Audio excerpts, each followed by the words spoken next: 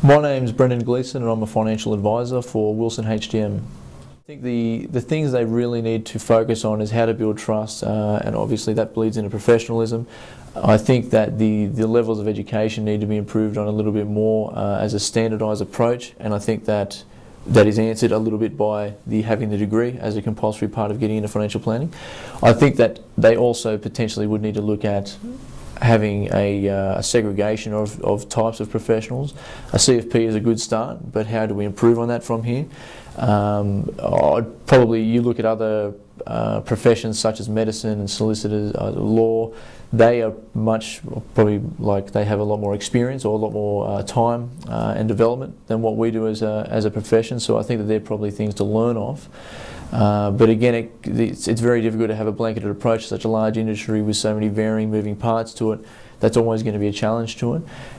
So I think that just the level of education and training and support for advisors to develop their overall skills and advice is extremely important. So I'm not sure if that gives you one or two or 10 specific issues in that particular answer, but that's the way I'd probably be looking at it at the moment.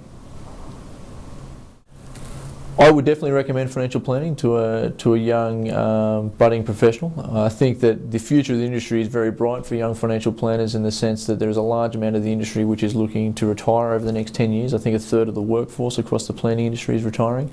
There is increasing movement towards it becoming more professional. The trusted financial advisor, or the light which financial advisors are looked upon, the good advisor, I believe, is getting stronger and stronger. And I think if you look at that dynamic as the industry keeps growing and you've got the supply of financial advisors is reducing as well, I think it's a pretty good opportunity for a lot of people who are willing to get involved and stay the course, because it doesn't happen straight away. But if you do put your time in the industry, I think it'll repay you significantly if you focus on being a good advisor. I think that kind of open plan learning, so to speak, and networking is extremely important, and especially for younger advisors. You look at it's a very powerful resource to be able to learn off the stories of other advisors who have other experience, other backgrounds, and other specialties. That way, you're able to make some of those experiences your own and develop much more rapidly as an advisor as well. So I think that, and especially as a younger advisor, when you don't have the experience, you're keen to get more involved, you're keen to improve. And for me personally, I went through the process where I think that a lot of the people around me were a big influence on how I developed as an advisor.